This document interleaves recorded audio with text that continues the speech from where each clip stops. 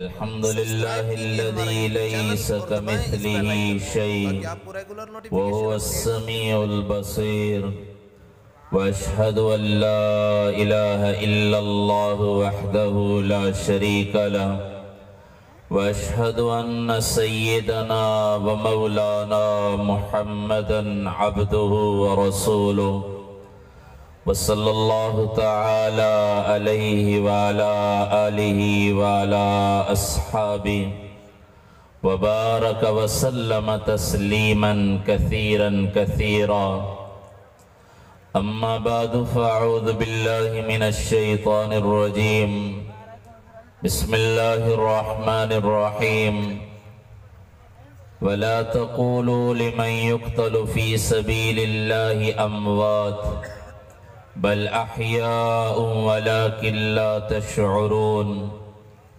وقال الله تبارك وتعالى رجال صدقوا ما عاهدوا الله عليه فمنهم من قضى نحبه ومنهم من ينتظر وما بدلوا تبديلا وقال النبي صلى الله تبارك وتعالى عليه وسلم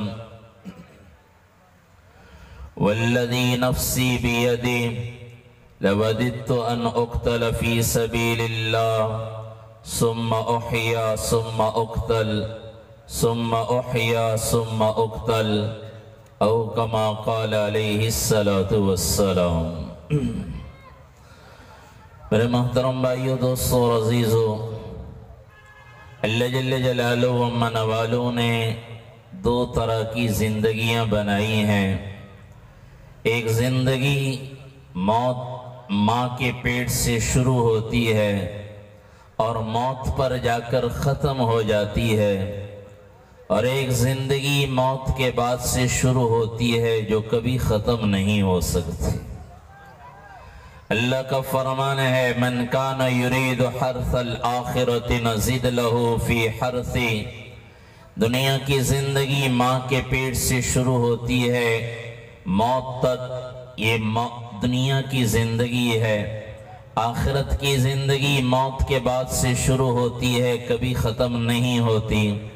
اللہ کا فرمان ہے جو آخرت کی کھیتی کا طالب ہے، جو چاہتا ہے میری آخرت بن جائے، اسے دنیا کی پرواہ کوئی نہیں، تو اللہ فرماتے ہیں نزد لہو فی حرثہ، ہم اس کی کھیتی میں ترقی عطا کرتے ہیں۔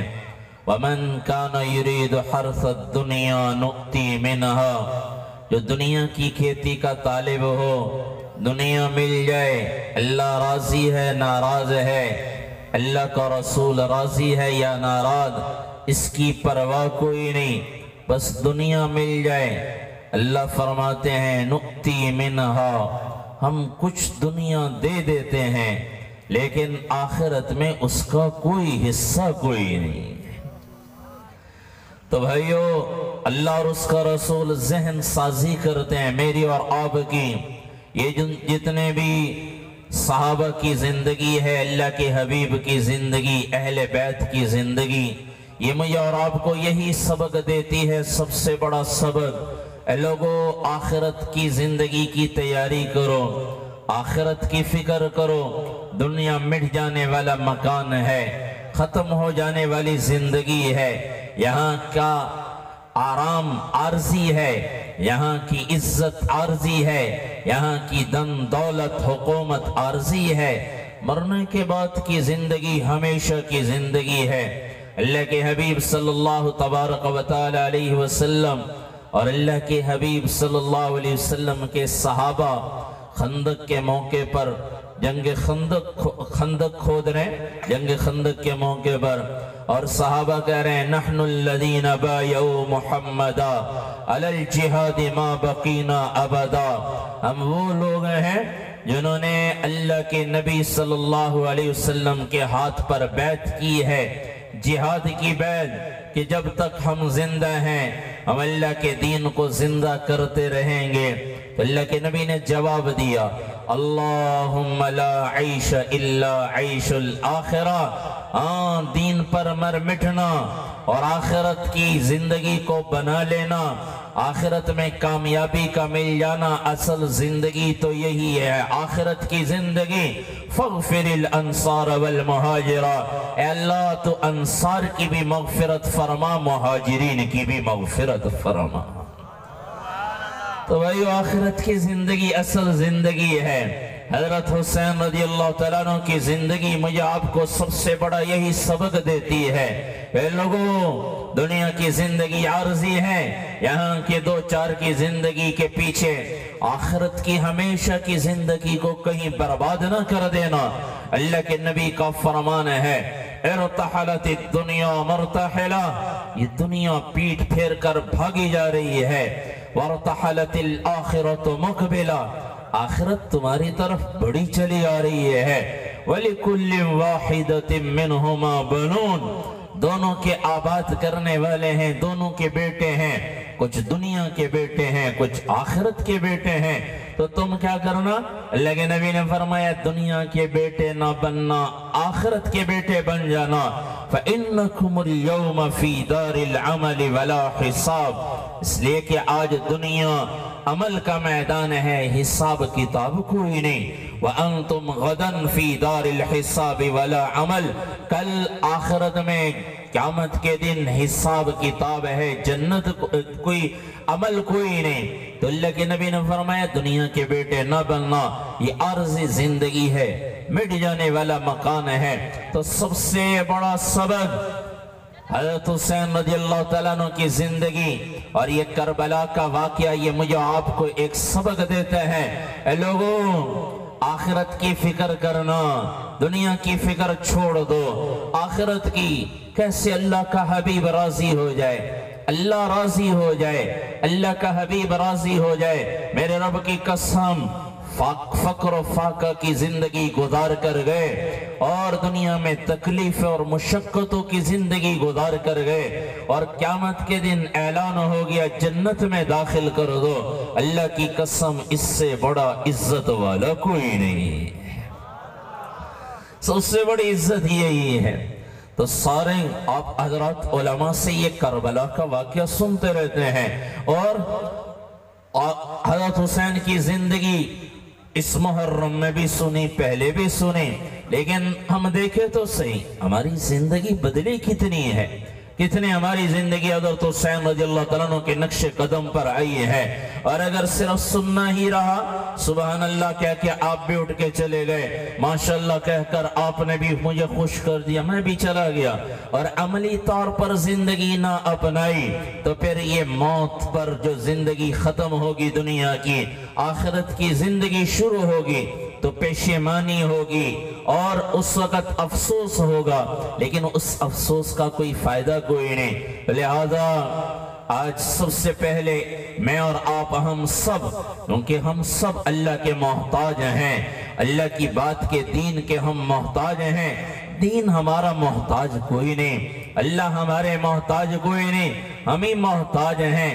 آج سے میں بھی نیت کر کے اٹھیں، اس پروگرام کو کوئی روایتی پروگرام نہ بنانا، روایتی شکل نہ دینا، بلکہ آج سے میں اور آپ نیت کر کے اٹھیں یہاں سے کہ انشاءاللہ آج کے بعد زندگی وہ گزاریں گے جو حسین گزار کر گئے۔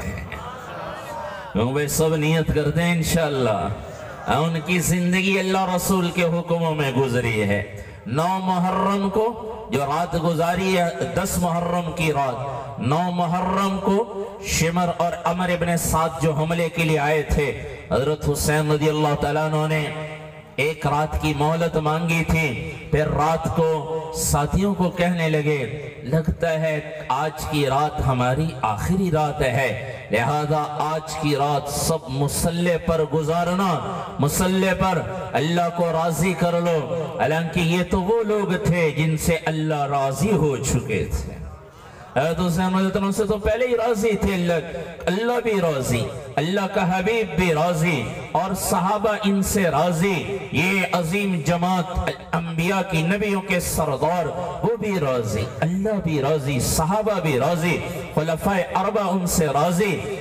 لیکن رات کہاں گزاری ہے مصلی پر، یہ سب سے پہلے سبق دیا ہے جب کوئی مشکل پیش آئے تو ایک اللہ کے سامنے سر جھکانا، کہیں اور دائیں بائیں سر نہ جھکانا، اور کسی اور کو مدد کے لیے نہیں پکارنا، اس لیے کہ سب سے زیادہ مدد کرنے والا ایک اللہ ہے، مشکلیں حل کرنے والا اللہ ہے، کائنات کی بگڑی ہوئی چیزوں کو بنانے والا ایک اللہ ہے، زندگی اور موت کا مالک اللہ ہے، نفع نقصان کا مالک اللہ ہے۔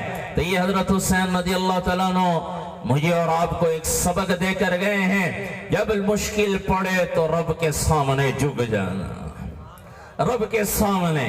پہلا سبق لا الہ الا اللہ کا حضرت حسین رضی اللہ عنہ کی زندگی اور یہ کربلا کا سفر، یہ کربلا کی زندگی مجھے اور آپ کو پہلا سبق دے رہی ہے۔ پہلا سبق حضرت حسین رضی اللہ تعالیٰ عنہ کا اللہ کے سامنے جھکنا، اللہ کو ہی ہر حال میں پکارنا۔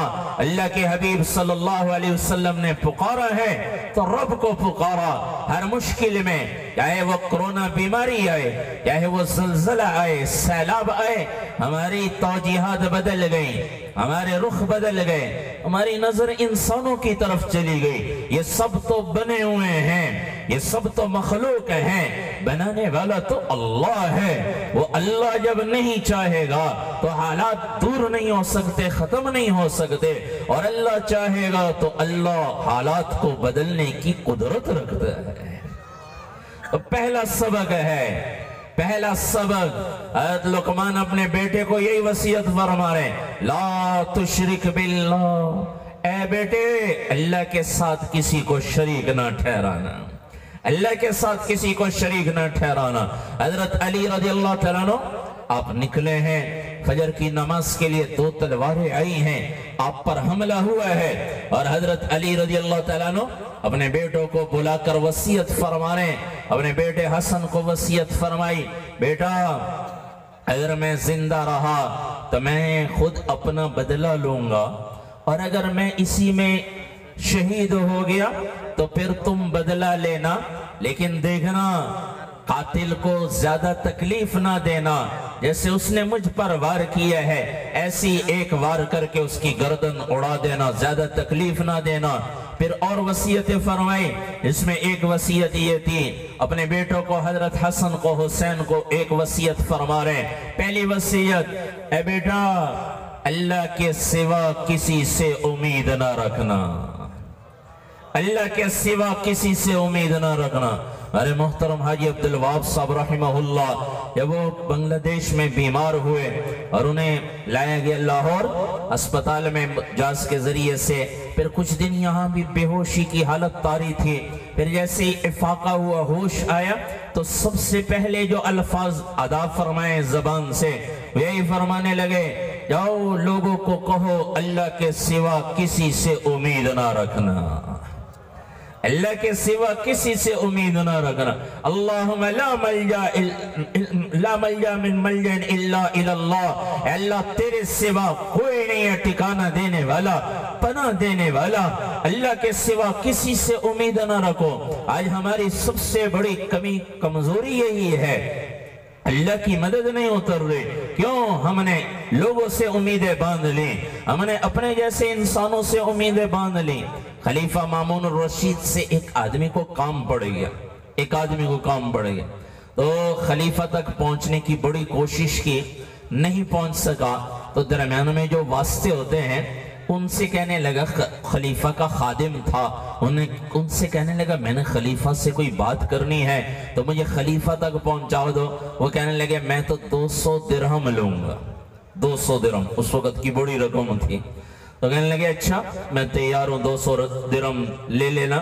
تو ایک مرتبہ خلیفہ مامون الرشید اٹھنے لگا نماز کے لیے، تو خادم نے دیکھا موڈ اچھا ہے، کہنے لگے حضرت ایک آدمی آپ سے کوئی کام کے سلسلے میں ملنا چاہتا ہے، اگر آپ کی اجازت ہو تو میں بلا لوں۔ مامون الرشید کہنے لگا بلا لو۔ تو وہ خادم بلانے چلا گیا، مامون الرشید وضو کیا، اس نے مصلی پر کھڑا ہوا نماز پڑھنے لگا۔ جب وہ خادم اس آدمی کو لے کر آیا تو خلیفہ مامون الرشید ہاتھ اٹھا کر دعا مانگ رہا تھا، تو وہ جو آدمی آیا اس نے دیکھا تو اس کے دل پر اتنا اثر ہوا، اس نے 200 درہم جیب سے نکالے، اس خادم کو دیے اور واپس جانے لگا۔ تو وہ خادم کہنے لگا ارے خلیفہ سے تو بات کی نہیں، تم واپس کیوں جا رہے ہو؟ کہنے لگا میرا کام ہو گیا، یہ تو خود مانگنے والا ہے، مانگنے والا کسی کو کیا دے سکتا ہے، جس سے یہ مانگ رہا ہے میں اس سے کیوں نہ مانگوں؟ یا وہ اللہ اس سے دے سکتا ہے تو مجھے بھی دے سکتا ہے۔ یہ کہہ کر 200 درہم دی اور چلا گیا۔ مامون الرشید نے جب دعا سے فارغ ہوا پوچھا کہاں گیا تمہارا آدمی؟ کہنے لگے وہ تو چلا گیا۔ کہاں چلا گیا؟ کہ جو اس نے آپ کو دیکھا ہاتھ اٹھا کے دعا مانگ رہے ہیں۔ تو وہ کہنے لگا یہ تو خود مانگنے والا ہے، مانگنے والا کسی کو کیا دے گا، جس سے یہ مانگ رہا ہے میں اس سے کیوں نہ مانگوں، یا وہ اسے دے سکتا ہے تو مجھے بھی دے سکتا ہے۔ مامون الرشید نے کہا جاؤ بھاگ کر جاؤ اسے بلا کر لاؤ۔ اسے پکڑ کر لے خادم اور کہنے لگے کدھر گیا تھا؟ کہنے لگے جس سے آپ مانگ رہے میں بھی اسی سے مانگنے گیا تھا۔ تو مامون رشید کہنے لگا اسی رب نے میرے دل میں ڈالا ہے کہ میں تیری بات پوری کروں، تیرا کام میں پورا کر دوں، بتا کیا کہتا ہے؟ تو نے اللہ کی طرف رجوع کیا، اللہ نے میرے دل میں ڈال دیا۔ تو بھائیو اللہ کے سوا تو ہماری ضرورت کوئی نہیں پوری کرنے والا۔ حضرت حسین رضی اللہ تعالیٰ عنہ کا پہلا پیغام ہے لوگوں اللہ کے سوا کسی سے امید نہ رکھنا۔ اللہ کے سامنے ماتھا جھکایا ہے، ساری رات اللہ سے مانگتے رہے، یہی نانا کی تربیت تھی۔ اللہ کے حبیب صلی اللہ علیہ وسلم کے ساتھ عرصہ تھوڑا گزارا ہے۔ حضرت حسین رضی اللہ تعالیٰ عنہ نے سن 4 ہجری کو پیدا ہوئے، شوال کا مہینہ، شعبان کا مہینہ، سن 4 ہجری کو، اور اللہ کے نبی دنیا سے رحلت فرما رہے ہیں سن 11 ہجری کو۔ 11 ہجری کو اللہ کے نبی دنیا سے رحلت فرما رہے ہیں۔ یہ 6.5 یا 7 سال کا زمانہ اللہ کے نبی کے ساتھ گزارا ہے، لیکن اللہ کے نبی نے تربیت بچپنی سے ایسی فرمائی تھی۔ اللہ کے نبی صلی اللہ علیہ وسلم نے تربیت فرمائی، یہ بھی تو ابھی دودھ پینے کا زمانہ ختم نہیں ہوا۔ اللہ کے نبی جو بھی بات کرتے اللہ قرآن میں فرماتے ہیں وَمَا يَنْتِقُ عَنِ الْهَوَىٰ إِنْ هُوَ إِلَّا وَحْيٌ يُوحَىٰ، جو بھی میرا نبی بولتا ہے وہی ہوتی ہے، پھر وہ بات کرتا ہے۔ تو اللہ کے نبی نے فرمایا میرے دونوں لاڈلوں کو اللہ نے جنت کے نوجوانوں کا سردار بنا دیا ہے۔ یہ کس وجہ سے فرمایا؟ کہ تربیت ایسی ہوئی تھی، بچپنی سے ان کی تربیت ہوئی ہے کہ اللہ کے سوا کسی کے سامنے نہیں جھکنا، ایک اللہ کے سامنے ماتھا جھکانا، ایک اللہ سے مدد مانگنا، ایک اللہ کو مدد کے لیے پکارنا، ایک اللہ ہے مشکل حل کرنے والا، ایک اللہ ہے مدد کرنے والا، بیٹے دینے والا، بیٹیاں دینے والا، اور دوسرا کام حرام کے لقمے سے بچایا۔ اللہ کے نبی نے بچپنی سے حرام کے لقمے سے حضرت حسین رضی اللہ تعالیٰ عنہ کو بچایا ہے۔ آج ہمیں بھی خواہش ہے، لوگ ہمیں بھی کہتے ہیں جی اولاد نافرمان ہو گئی، کئی جگہ پر جاتے ہیں، آج بھی عصر سے پہلے ایک جگہ بیان تھا، وہ کہنے لگے جی ماں باپ کی فرمان برداری پر آپ ذرا بات کر لیں، اور لوگ ماں باپ کا کہنا نہیں مانتے۔ حضرت حسین رضی اللہ تعالیٰ عنہ، حضرت حسن رضی اللہ تعالیٰ عنہ کے بارے میں حضرت علی رضی اللہ تعالیٰ عنہ سے کسی نے پوچھا یہ آپ کے بیٹے کیسے ہیں؟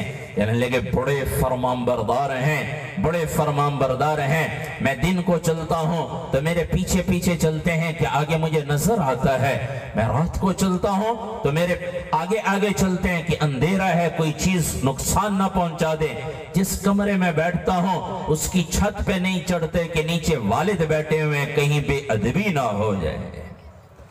اور میرے ساتھ بات کرتے ہیں تو ایسے جیسے سخت مزاج آقا سے کوئی غلام بات کرے۔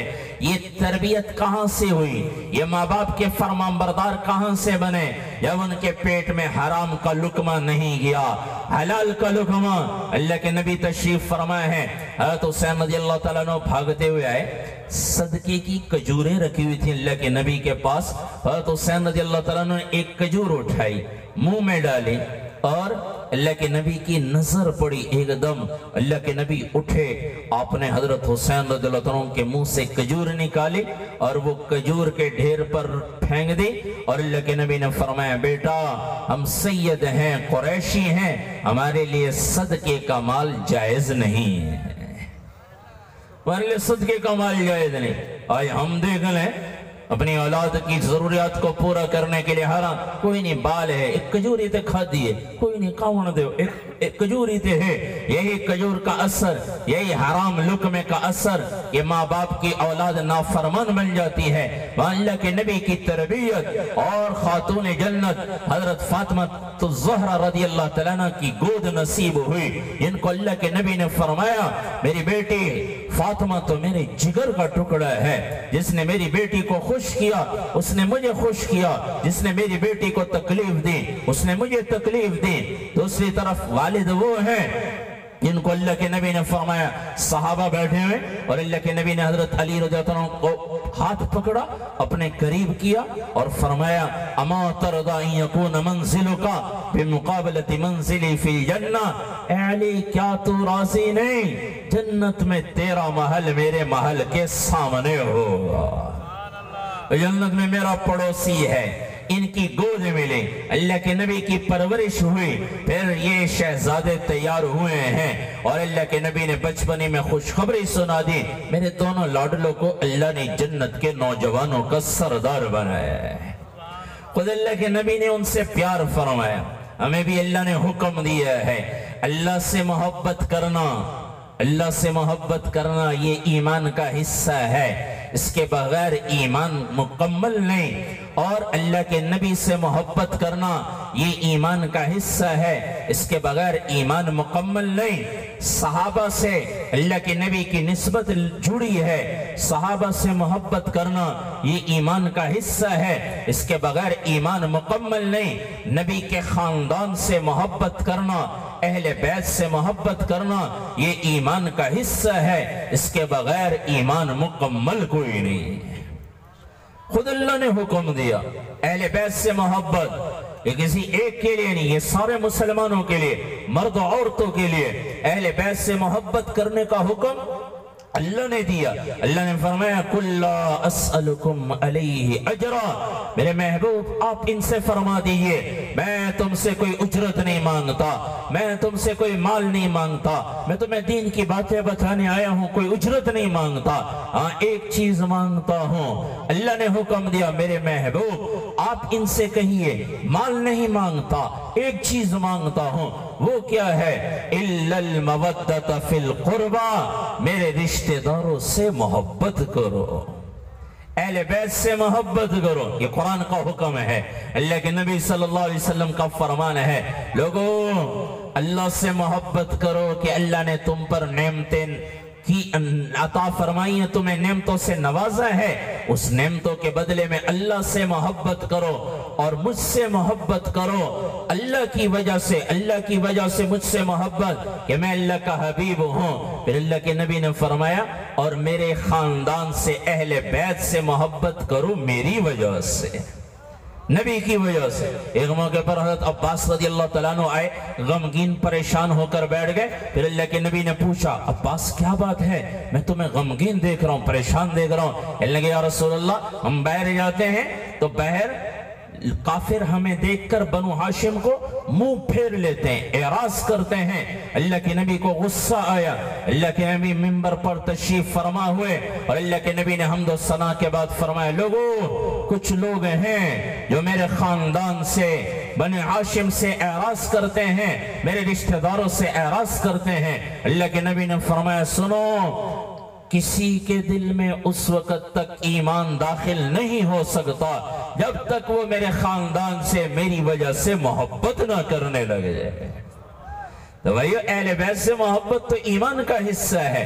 खुलफाए अरबा हज़रात सहाबा किराम ने अहले बैत से मोहब्बत फरमाई है। हज़रत अबू बकर अल्लाह के नबी के ज़माने के बाद हज़रत अबू बकर सिद्दीक रज़ियल्लाहु तआला अन्हु का ज़माना आया तो हज़रत अबू बकर सिद्दीक रज़ियल्लाहु तआला अन्हु लोगों को कहने लगे लोगों अहले बैत का ख्याल किया करो अल्लाह के नबी की वजह से, और इनका अदब एहतराम ऐसे ही तुम पर वाजिब है जैसे कि इनके नाना का अदब एहतराम तुम पर वाजिब था। अबू बकर सिद्दीक रज़ियल्लाहु तआला अन्हु अक्सर बच्चों के पास जाया करते थे। एक मरतबा असर की नमाज पढ़ा कर आप तशरीफ ले जा रहे हैं, पीछे हजरत अली रज़ियल्लाहु अन्हु भी साथ चल रहे हैं। हजरत हसन रज़ियल्लाहु अन्हु खेल रहे थे रास्ते में, हजरत अबू बकर सिद्दीक रज़ियल्लाहु अन्हु ने उन्हें पकड़ा और कंधों पे बिठाया और हजरत अबू बकर सिद्दीक रज़ियल्लाहु अन्हु फरमाने लगे, मेरे माँ बाप तुझ पर कुर्बान हो, मेरे माँ बाप तुझ पर कुर्बान। फिर फरमाने लगे, ये अल्लाह के नबी का बेटा है, ये अली का बेटा नहीं, ये अली का बेटा नहीं। और हजरत अली रज़ियल्लाहु अन्हु पीछे खड़े हैं और वो मुस्कुरा रहे, मोहब्बत थी। और ये इसलिए फरमाया कि अल्लाह के नबी भी कभी फरमाया करते थे, ये हसन मेरा बेटा है, हुसैन अली का बेटा है, हुसैन अली का। अल्लाह के नबी कभी फरमाते। और ये किस वजह से? हजरत हसन रज़ियल्लाहु ताला अन्हु सर से लेकर कमर तक अल्लाह के नबी के मुशाबे हू बहू अल्लाह के नबी की तस्वीर थी, और कमर से लेकर नीचे तक अपने वालिद हजरत अली रज़ियल्लाहु ताला अन्हु के मुशाबे, और हजरत हुसैन रज़ियल्लाहु ताला अन्हु सर से लेकर कमर तक अपने वालिद हजरत अली रज़ियल्लाहु ताला अन्हु के मुशाबे उनकी तस्वीर, और कमर से लेकर नीचे तक अपने नाना अल्लाह के नबी की तस्वीर। इसलिए अल्लाह के नबी फरमाया करते थे, ये भी फरमाया ये मेरे भी बेटे हैं, दोनों के बारे में फरमाया ये मेरे भी बेटे हैं, मेरी बेटी के भी बेटे हैं। फिर अल्लाह के नबी ने एक मौके पर हाथ बुलंद फरमाए और अल्लाह के नबी ने फरमाया, अल्लाहुम्मा इन्नी उहिब्बुहुमा, या अल्लाह मैं इन दोनों से प्यार करता हूँ, फअहिब्बहुमा, तू भी इन दोनों से प्यार फरमा, व अहबिब मन अहब्बहुमा, या अल्लाह जो इन दोनों से प्यार करे तो उससे भी प्यार फरमा। अबू बकर सिद्दीक रज़ियल्लाहु अन्हु ख्याल करते थे दोनों का, दोनों शहजादों का। एक मरतबा खालिद इब्न वलीद रज़ियल्लाहु ताला अन्हु ने मुल्क शाम से कोई चादरों का जोड़ा भेजा, 1000 दीनार भेजे हज़रत अबू बकर सिद्दीक रज़ियल्लाहु अन्हु की खिदमत में हदिये के तौर पर। हज़रत अबू बकर सिद्दीक रज़ियल्लाहु अन्हु ने हज़रत हुसैन रज़ियल्लाहु अन्हु को बुलाया और उनको वो कपड़े भी दिए, वो दीनार भी दिए, और फरमाने लगे, बेटा इसके तुम मुझसे ज्यादा हकदार हो, इसके मुझसे तुम ज्यादा हकदार हो। हज़रत अबू बकर सिद्दीक रज़ियल्लाहु अन्हु का दौर खिलाफत खत्म हुआ। हज़रत हुसैन रज़ियल्लाहु अन्हु की उम्र 9 साल, 9.5 साल उनकी उम्र थी। हज़रत हसन रज़ियल्लाहु अन्हु 1 साल उनसे बड़े। तो हज़रत उमर रज़ियल्लाहु अन्हु बदर वालों के लिए और बड़े सहाबा के लिए जब वजीफा मुकर्रर करने लगे तो बच्चे जो छोटे थे, हज़रत हसन हुसैन तो छोटे थे, उनके लिए बच्चों वाला वजीफा मुकर्रर नहीं किया, बल्कि जो बदर वालों को वजीफा दिया जाता था, क्योंकि बदर वाले तो आगे थे और वो लोग थे जिनके बारे में अल्लाह ने ऐलान कर दिया था। अल्लाह ने फरमाया, मेरे महबूब इन बदर वालों से कहो आज के बाद जो मर्जी करो, मैंने अगले पिछले सब माफ कर दिए हैं। इसलिए उनका इम्तियाजी मकाम था। तो बदर वालों के लिए 5000 दिरहम माहाना वजीफा मुकर्रर हुआ बैतुल माल से, और यही वजीफा हजरत हसन हुसैन रज़ियल्लाहु ताला अन्हु के लिए भी, हजरत उमर रज़ियल्लाहु ताला अन्हु ने उनके लिए भी ये वजीफा मुकर्रर किया। हजरत उमर रज़ियल्लाहु ताला अन्हु की तो रिश्तेदारी भी है, अली इब्ने हुसैन इब्ने अली जो इमाम ज़ैनुल आबिदीन जिनको कहा जाता है, जो करबला में बच गए थे, और बाद में इनसे आगे नस्ल चली इमाम बाकिर, इमाम ज़ैद, और ये आगे जितनी भी इमाम जाफर सादिक, ये सारे उन्हीं से नस्ल चली है, आगे ये सारी नस्ल उन्हीं से चली है। तो वो उनकी जो वालिदा थी वो किस्रा वगैरह के दरबार इधर फतह हुए, तो उनकी जो वालिदा थी वो शहजादी थी, वो बांदी बनकर आई। सब ने राय दी कि इनसे आप निकाह कर दें, अमीरुल मोमिनीन ये शहजादी है, आप निकाह कर दें। हज़रत उमर रज़ियल्लाहु ताला अन्हु ने हज़रत अली और हज़रत हसन हुसैन को बुलाया और खुद मिंबर से नीचे उतरे, हज़रत हुसैन रज़ियल्लाहु अन्हु को मिंबर पे बिठाया और हज़रत अली रज़ियल्लाहु अन्हु से फरमाया, अपने शहजादे का निकाह इनसे कर दो, इस शहजादी का निकाह अपने शहजादे हुसैन से कर दो, उनसे ये निकाह हुआ है और फिर इनसे ये औलाद चली है। तो आगे हजरत हुसैन रज़ियल्लाहु अन्हु की औलाद जो चली है वो हजरत उमर रज़ियल्लाहु ताला अन्हु की वजह से चली है, और फिर हजरत उमर रज़ियल्लाहु ताला अन्हु के साथ उनका खानदानी नस्ब है, खानदानी सिलसिला है। हजरत उमर रज़ियल्लाहु ताला अन्हु ने पैगाम भेजा हजरत अली रज़ियल्लाहु ताला अन्हु के पास, मैं आपकी बेटी उम्मे कलसूम से निकाह करना चाहता हूँ। हजरत फातिमा रज़ियल्लाहु ताला अन्हा की बेटी ہے, حضرت حسن حسین رضی اللہ عنہ کی ہمشیرہ محترمہ ہے. تو حضرت علی رضی اللہ عنہ نے کہا وہ تو چھوٹی ہے عمر میں. تو حضرت عمر رضی اللہ عنہ کہنے لگے میں صرف نسبت کے لیے یہ نکاح کرنا چاہتا ہوں کہ اللہ کے نبی نے فرمایا قیامت کے دن سب کا حسب نسب ختم ہو جائے گا, میرا حسب نسب قیامت کے دن بھی کام آئے گا, قیامت کے دن میں. تو حضرت علی رضی اللہ عنہ نے حضرت حسن حسین رضی اللہ عنہ کو بھیجا اور فرمایا جاؤ اپنی بہن کا نکاح عمر سے کر دو. جب حضرت عمر رضی اللہ عنہ سے نکاح ہوا حضرت فاطمہ رضی اللہ عنہ کی بیٹی کا, حضرت عمر رضی اللہ عنہ باہر نکلے اور لوگوں کو کہنے لگے لوگوں مجھے مبارکباد دو, مجھے مبارکباد دو, آج میرا نکاح اللہ کے نبی کی بیٹی سے ہوا ہے اور اللہ کے نبی نے فرمایا قیامت کے دن سب کا حسب نسب ختم ہو جائے گا, میرا حسب نسب قیامت کے دن بھی کام آئے گا. اتنے محبت کرنے, صحابہ ان سے محبت کرتے تھے, اہل بیت سے محبت, صحابہ سے اہل بیت سے محبت سیکھنی ہے تو صحابہ کی زندگی پڑھیں. پھر آگے حضرت عثمان غنی رضی اللہ عنہ کا دور خلافت آیا. حضرت عثمان غنی رضی اللہ عنہ کے ساتھ تو ان کا سفر بھی ہوا ہے, عمرے کا سفر. حضرت حسن حسین رضی اللہ عنہ, حضرت عبداللہ ابن جعفر یہ ساتھ ہیں. راستے میں حضرت حسین رضی اللہ عنہ بیمار ہو گئے, خود خلیفہ سوم حضرت عثمان غنی رضی اللہ عنہ ان کی خدمت میں لگ گئے, اور حضرت حسن بھی عبداللہ ابن جعفر بھی, اور پیچھے حضرت علی رضی اللہ عنہ کے پاس پیغام بھیجا حسین بیمار ہو گئے. حضرت علی رضی اللہ عنہ وہاں سے آئے, اتنی دیر میں حضرت حسین رضی اللہ عنہ نے حضرت عثمان غنی رضی اللہ عنہ کو قسم دے کر کہا میں تمہیں قسم دیتا ہوں تم جا کر اپنا عمرہ ادا کر لو, عمرہ ادا کر لو. اس قسم کی وجہ سے حضرت عثمان غنی رضی اللہ عنہ آگے چلے گئے اور انہیں عمرہ ادا کیا. پیچھے حضرت علی رضی اللہ عنہ پہنچ گئے تھے, اور پھر چونکہ احرام کی حالت میں تھے حضرت حسین رضی اللہ عنہ, تو ایک جانور ذبح کیا اور اس کے بعد ان کے سر کے بال منڈوائے اور پھر احرام کھولا. اتنی دیر میں حضرت عثمان غنی رضی اللہ عنہ بھی پہنچے. حضرت عثمان غنی رضی اللہ عنہ کہنے لگے علی میں نہیں جانا چاہتا تھا اور میں عمرہ نہیں ادا کرنا چاہتا تھا, اگر حسین مجھے قسم نہ دیتے تو میں خود ان کی تیمارداری کرتا, بیمار پرسی ان کی خدمت کرتا. یہ صحابہ کو اہل بیت سے محبت تھی, سارے صحابہ کو اہل بیت سے محبت, یہ ایمان کا حصہ ہے. پھر یہ کربلا کا شاہ سوار, یہ جن سے صحابہ نے محبت کی کس وجہ سے, کہ وہ ایک اللہ کو پکارنے والے تھے, ایک نبی کی زندگی کو اپنانے والے تھے. کہ کربلا میں رات گزاری ہے, یہاں سے بات ادھر چلی تھی, رات گزاری ہے اللہ کے سامنے, ایک اللہ کو پکارا ہے اے اللہ اگر تو نے مدد نہ کی تو کوئی نہیں کر سکتا, اللہ تو راضی ہو جا.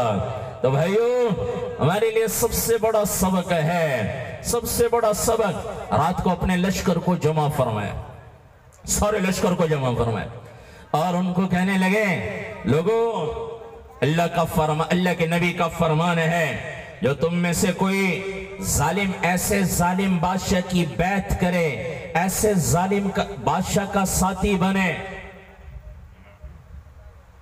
جو حلال کو حرام قرار دیتا ہو, حرام کو حلال قرار دیتا ہو, جو اللہ کے حدود کو توڑتا ہو, اور جو ایسے ظالم بادشاہ کا ساتھ دے گا قیامت کے دن وہ بھی جہنم میں اسی کے ساتھ ہوگا.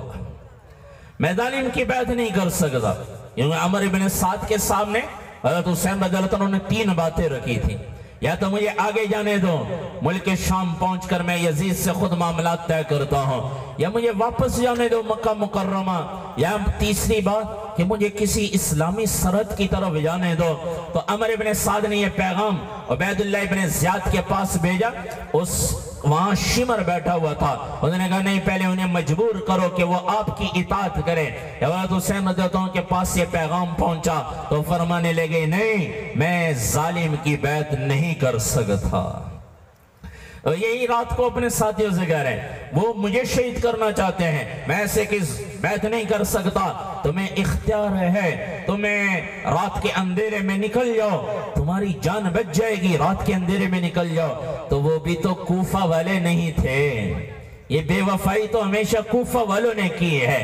اہل بیت کے سے بغاوت کی ہے تو کوفہ والوں نے، بے وفائی کی ہے تو کوفہ والوں نے، وہ حجاز والے تھے، وہ مکہ مکرمہ اور مدینہ منورہ والے تھے، وہ ان کی اولاد تھی جنہوں نے ان کے نانا پر جانیں قربان کی تھی۔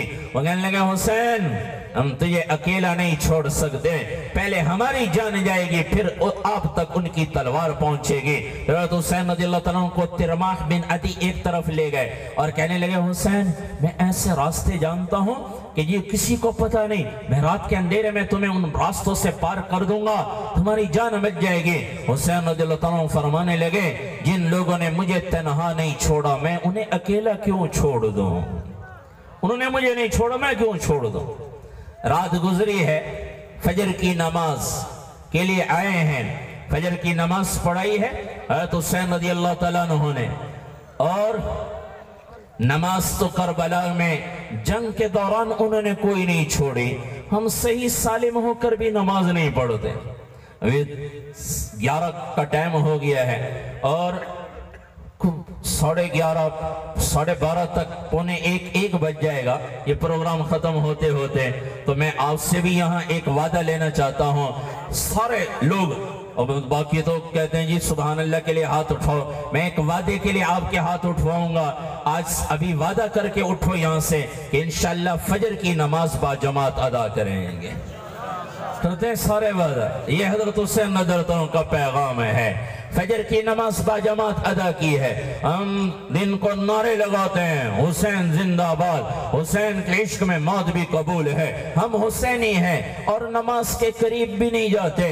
حسین رضی اللہ تعالیٰ نے تو کربلا میں نماز بھی پڑھی ہے، تہجد بھی پڑھی ہے، رات کا قیام بھی کیا ہے، عشاء کی نماز بھی با جماعت پڑھی، فجر کی نماز با جماعت پڑھی، ظہر کی نماز با جماعت پڑھی ہے، عصر کے وقت کے آنے سے پہلے اللہ نے سب کو اپنے پاس بلا لیا۔ تو بھائیو یہی تو حسین کا پیغام ہے، صرف سبحان اللہ ماشاءاللہ کہہ کر اٹھ کے چلے جانا نہیں، یہ پیغام نہیں، ہر حال میں نماز پڑھی ہے انہوں نے، فجر کی نماز ادا کی تو شمر اور عمر ابن سعد آگئے، 5000 سے زیادہ کا لشکر لے کر حملے کے لیے آگئے۔ حضرت حسین رضی اللہ تعالیٰ عنہ نے اپنے لشکر کو درست فرمایا، حبیب بن مطہر کو کھڑا کیا ایک طرف، زہیر ابن قیم کو ایک طرف کھڑا کیا، اپنے بھائی عباس کو جھنڈا دے کر آگے کھڑا کیا، لشکر درست فرمایا، پھر آپ اونٹنی پر سوار ہوئے اور چلتے چلتے کوفیوں کے لشکر کے سامنے آ کر ٹھہر گئے اور فرمانے لگے لوگو تمہیں پتہ ہے میں تم میں سب سے عالی نسب والا ہوں،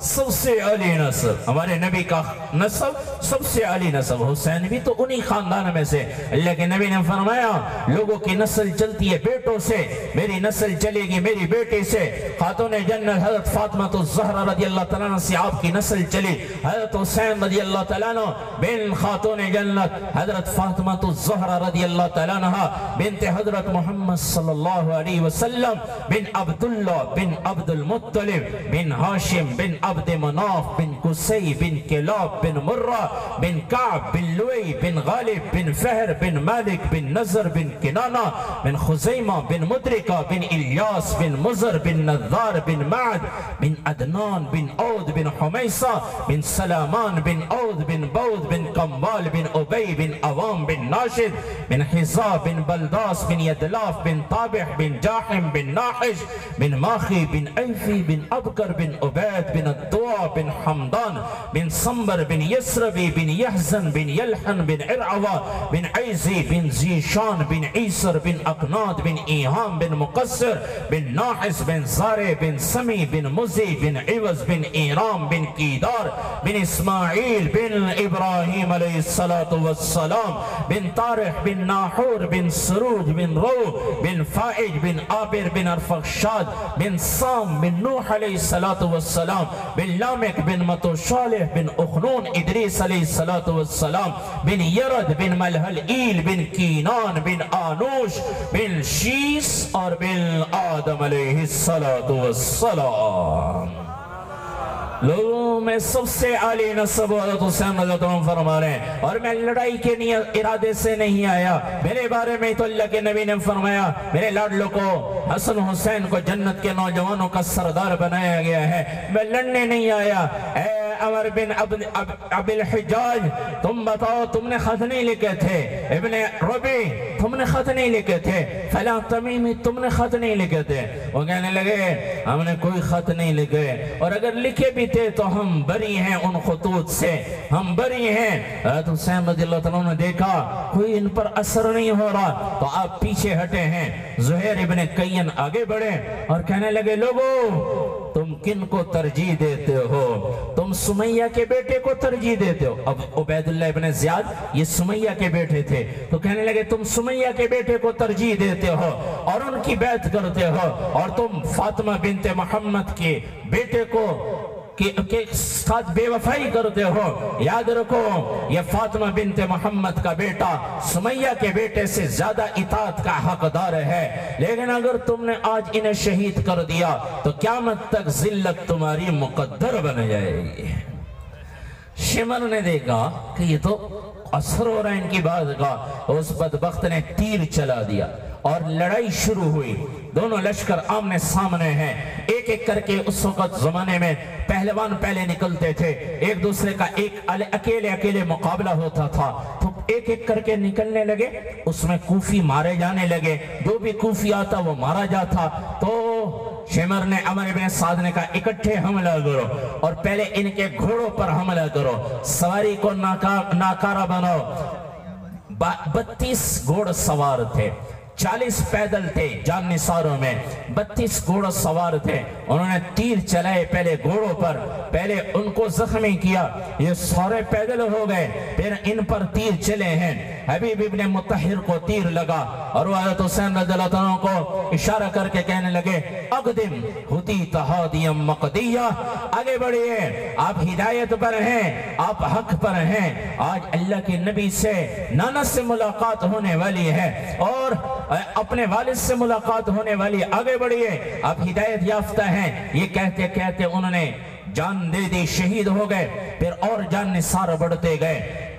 یہ سارے آل رسول اہل بیت یہ ان کو پیچھے کیا اور سارے جان نثار آگے ہوئے، پہلے وہ شہید ہوتے گئے۔ 72 جان نثار شہید ہوئے ہیں، 72 جان نثار۔ پھر آئی باری اہل بیت کی، نبی کے خاندان کی۔ حضرت حسین رضی اللہ تعالیٰ عنہ کے 5 بھائی اس موقع پر شہید ہوئے ہیں۔ حضرت حسین، حضرت فاطمہ رضی اللہ، حضرت علی رضی اللہ عنہ کی اولاد حضرت فاطمہ رضی اللہ عنہ کے علاوہ جو انہوں نے نکاح کیا ان سے جو اولاد ہوئے ان میں سے 5 بیٹے شہید ہوئے ہیں۔ حضرت حسین کے 5 بھائی، باپ شریک بھائی 5 شہید ہوئے۔ محمد بن علی شہید ہوئے اور عثمان ابن علی شہید ہوئے، عبداللہ ابن علی شہید ہوئے، جعفر بن علی شہید ہوئے، عباس بن علی شہید ہوئے۔ پھر تایا زاد بھائی، چچا زاد بھائی آگے بڑھے، مسلم بن عقیل کے بھائی آگے بڑھے، عبداللہ وہ شہید ہوئے، عبد الرحمن آگے بڑھے وہ شہید ہوئے، یہ مسلم بن عقیل کے بھائی ہیں۔ اور پھر ان کے بھائی جعفر آگے بڑھے، 3 بھائی مسلم بن عقیل کے یہ شہید ہو گئے۔ پھر مسلم بن عقیل کے بیٹے آگے بڑھے، 2 بیٹے مسلم بن عقیل کے جنہیں شہید کیا تھا پہلے کوفہ والوں نے، اور جہاں سے پھر یہ بدلہ لینے کے لیے آگے آئے تھے اور کربلا میں پڑاؤ ڈالا گیا تھا، تو 2 بیٹے حضرت مسلم بن عقیل کے شہید ہوئے، محمد اور عبداللہ یہ شہید ہوئے۔ پھر حضرت حسین رضی اللہ عنہ کے بانجے حضرت زینب رضی اللہ تعالیٰ عنہ کے بیٹے جن کا نکاح عبداللہ ابن جعفر سے ہوا تھا، حضرت جعفر کے بیٹے عبداللہ سے نکاح ہوا تھا، ان کے 2 بیٹے شہید ہوئے، محمد اور اون، یہ دونوں عبداللہ بن جعفر کے بیٹے یہ شہید ہو گئے۔ حضرت حسین رضی اللہ عنہ کا غلام شہید ہوا، حضرت حسین رضی اللہ تعالیٰ عنہ حضرت علی رضی اللہ عنہ کا غلام شہید ہوا۔ پھر آگے باری آئی حضرت حسین رضی اللہ عنہ کے بھتیجوں کی اور بیٹوں کی۔ بیٹوں میں سب سے پہلے علی ابن حسین ابن علی آگے بڑھے۔ حضرت حسین رضی اللہ عنہ کے 4 بیٹے علی ابن حسین ابن علی جنہیں علی اکبر کہا جاتا ہے، یہ کربلا میں شہید ہوئے۔ دوسرے بیٹے ہیں علی ابن حسین ابن علی جنہیں علی اصغر کہا جاتا ہے، یہ بچ گئے تھے، ان سے آگے نسل چلی۔ تیسرے بیٹے جعفر تھے، جعفر بن حسین، یہ بچپن میں انتقال کر گئے۔ چوتھے بیٹے عبداللہ، یہ بھی کربلا میں شہید ہوئے۔ جب بڑے بیٹے آگے بڑھے، وہ کہنے لگے انا علی ابن حسین ابن علی ورب البیت انا اول الناس بالنبی، میں علی ابن حسین ابن علی ہوں، علی حسین کا بیٹا، اور میں اللہ کی قسم، بیت اللہ کی قسم، میں اللہ کے نبی کا زیادہ حقدار ہوں، زیادہ ان کے قریب ہوں۔ مرہ بن منکس کا نیزہ آیا، انہیں نیزہ پھینکا اور علی اکبر کے سینے میں لگا اور آپ گرے ہیں اور وہی شہید ہوئے ہیں۔ حضرت علی رضی اللہ عنہ کی آنکھوں کے سامنے ان کے بڑے بیٹے نے تڑپ کر جان دی ہے۔ پھر بھتیجے آگے بڑھے، ابو بکر بن حسن، حضرت حسن کے بیٹے ابو بکر بن حسن، عمر بن حسن، جعفر بن حسن، اور چوتھے بیٹے قاسم تھے، جو سورے قبیلے میں، قافلے میں سب سے زیادہ خوبصورت تھے۔ سید کی ہمارے استاد فرماتے تھے دو نشانیاں ہیں، سید کی دو نشانیاں، ایک سید خوبصورت ہوگا، ایک سید سخی ہوگا۔ سید سخی ہوگا، وہ سید لوگوں کا مال نہیں اکٹھا کرے گا، وہ سید نہیں ہو سکتا۔ جو لوگوں پر خرچ کرنا جانتا ہو وہی سید ہو سکتا ہے۔ سید خوبصورت بھی ہوگا اور سید سخی بھی ہوگا۔ حضرت قاسم سب سے زیادہ خوبصورت تھے، اور جب انہیں عمر ازدی نے تلوار ماری اور یہ گرے ہیں زخمی ہو کر، انہوں نے چچا کو پکارا، حسین کو پکارا۔ حضرت حسین رضی اللہ عنہ کہنے لگے بیٹا صبر کر، کل ناصرہم وکثر باطلہم، آج تیری مدد کرنے والے تھوڑے ہیں، تجھے مارنے والے زیادہ ہیں۔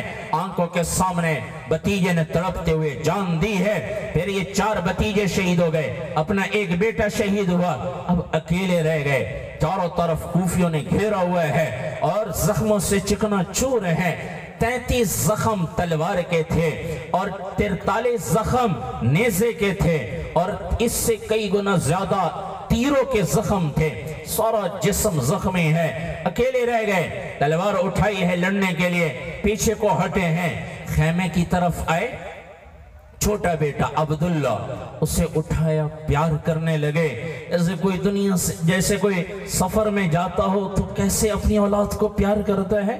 حضرت حسین رضی اللہ عنہ کو تو پتا چل گیا اب شہادت ملنے والی ہے، دنیا سے جان چھوٹنے والی ہے، کس انداز سے اپنے بیٹے کو پیار کر رہے ہوں گے۔ اتنی دیر میں ابن موقد النار کا تیر آیا، اور یہ جس بیٹے کو حسین رضی اللہ عنہ پیار کر رہے ہیں، اس بیٹے کے بچے کے گلے کے آر پار ہو گیا، تیر لگا گلے میں آ کر، خون کا فوارہ چھوٹا۔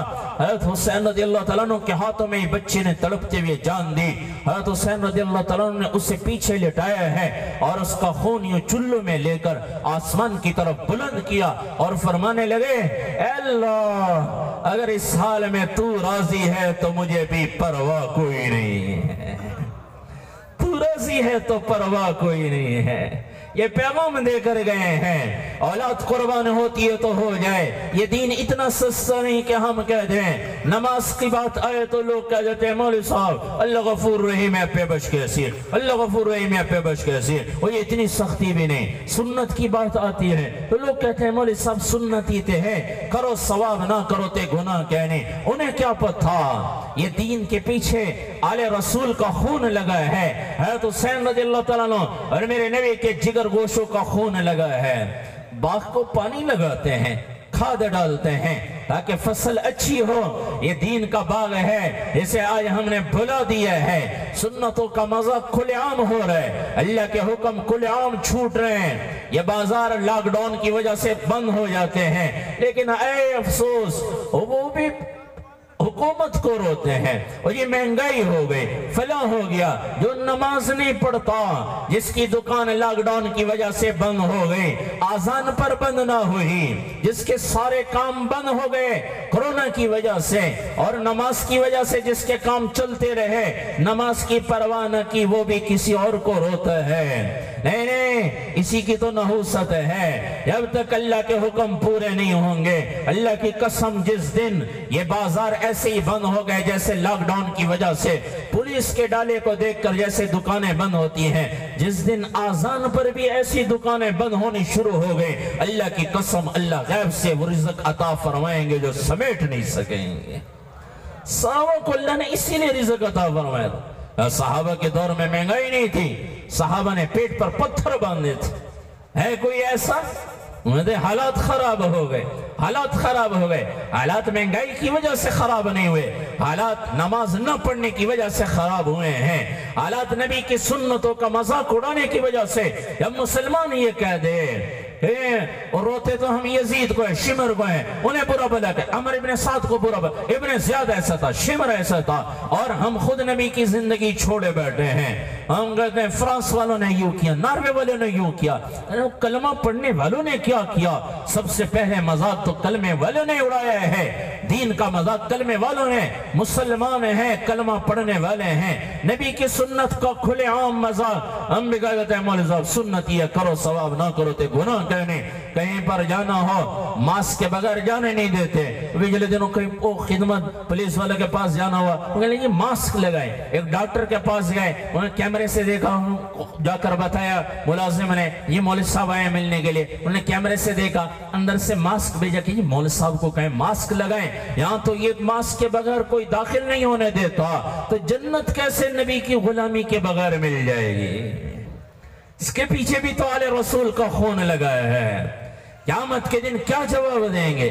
اگر حضرت حسین رضی اللہ تعالیٰ عنہ یہی اپنے بیٹے شہید بیٹے عبداللہ کو لے کر آئے اور قیامت کے دن اللہ کے دربار میں اللہ سے عرض کی، یا اللہ ان سے پوچھئے، یہ ستاری بستی والوں سے پوچھئے انہوں نے کیوں میرے نانا کی زندگی چھوڑ دی تھی، کیوں نماز نہیں پڑھتے تھے، کیا یہ میرے آل کا خون بہا تھا، یہ میری اولاد قربان ہوئی تھی، کیا اس لیے کہ دین کا مذاق اڑایا جائے، کیا دین کا مذاق اڑایا جائے، نبی کی سنتوں کو لعام چھوڑ دیا جائے؟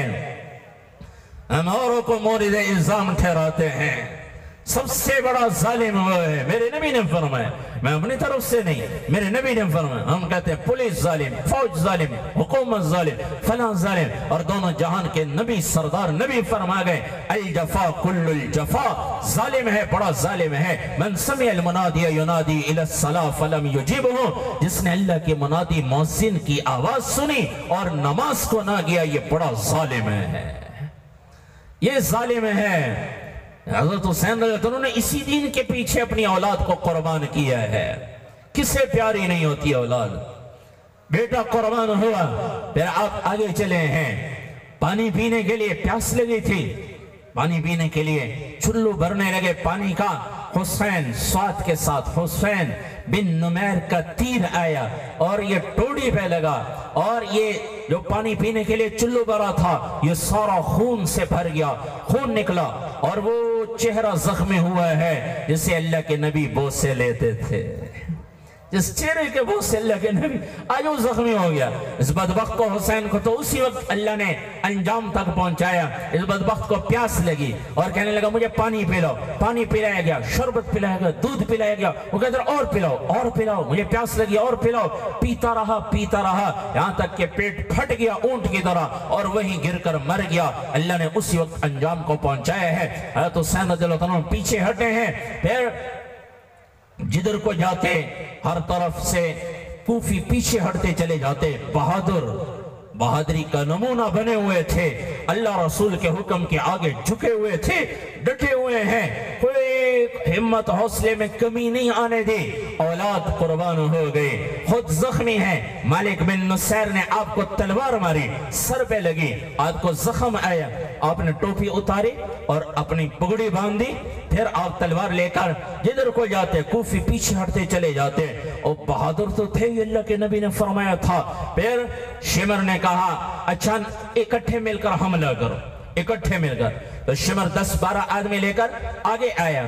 حضرت حسین رضی اللہ عنہ کی جیسے نظر پڑی شمر بدبخت پر، برس کی بیماری کی وجہ سے دبے تھے اس کے جسم پر، تو دیکھ کر کہنے لگے اللہ کے نبی نے سچ فرمایا تھا، اللہ کے نبی نے فرمایا کأنی انظر الی کلب ابکا یلغ فی دماء اہل بیتی، ایک چت کبرے کتے کو میں دیکھ رہا ہوں، وہ میرے آل کا خون پی رہا ہے۔ اللہ کے نبی نے فرمایا تھا، پھر پتہ چل گیا یہ اب تو شہادت ملنے والی ہے، چہرہ چہرہ زخمی ہے، سر زخمی ہے، جسم پر تلوار کے، نیزوں کے اور تیروں کے زخم ہیں، اور 88 یا 94 سے زیادہ زخم، ایک سارا جسم زخمی ہے۔ تو اکٹھے جب انہوں نے حملہ کیا، سنان بن انس نخی نے آپ کو نیزہ مارا ہے، پیچھے سے آپ کو کمر پہ نیزہ لگا اور وہ سینے کی طرف سے باہر نکلا اور سینے کو چھیرا اس نے۔ اسی وقت حضرت حسین رضی اللہ تعالیٰ عنہ گرے ہیں اور ان کی روح نکلی ہے، اللہ کے پاس تشریف لے گئے ہیں۔ اور پھر شمر نے کہا خولی بن یزید سے آگے بڑھ کر سر الگ کر دو، کیونکہ ابن زیاد کا حکم تھا سب کے گردنیں اڑا دی جائیں، الگ کر دو گردن۔ تو خولی بن یزید آگے بڑھا، اس نے چہرہ دیکھا، چہرے پر روب چھایا، تو ایک دم پیچھے ہٹا، کہنے لگا میں نہیں کر سکتا۔ تو یہ سنان بن انس نخی بدبخت آگے بڑھا اور اس نے آپ کی گردن کو جسم سے جدا کیا، پھر آپ کی گردن کو گھوڑے میں کے گردن میں لٹکایا ہے اور پھر بعد میں نیزے پہ چڑھایا ہے۔ اللہ نے اس کو انجام تک پہنچایا۔ بعد میں جو بھی قاتلان حسین تھے، حضرت حسین رضی اللہ عنہ کی قتل میں شریک تھے، وہ اس وقت سے لے کر آج تک وہ سب ان کی نسلیں ذلت کا شکار ہو گئے، اور وہ جو قتل میں شریک تھے شہادت میں، ان سب کو اللہ نے عبرتناک موت دی۔ شمر کو قتل کیا گیا اور اس کی لاش کو کتوں کے آگے ڈال دیا گیا۔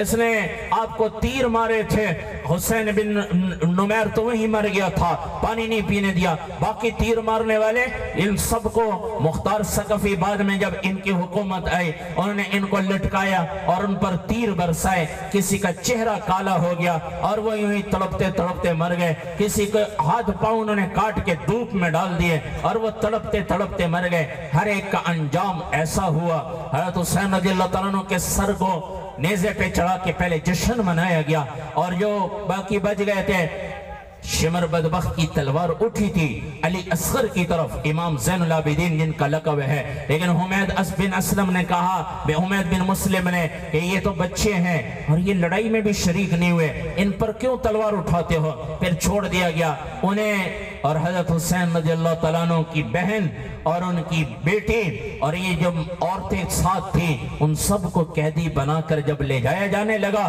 انہوں نے جب دیکھا آل رسول کے سر نیزوں پہ چڑھے ہوئے ہیں، تو وہیں سے حضرت زینب بینب پکار اٹھے، وا محمد وا محمد صلی علیک الالہ وملک السماء هذا حسین بالعراء مزمل بالدماء مقتل الاعضاء بناتک السبایا وذریتک مقتلا۔ یہ وہ دردناک الفاظ تھے، ان کا ہم ترجمہ کر سکتے ہیں، کیفیت تو بیان نہیں کر سکتے۔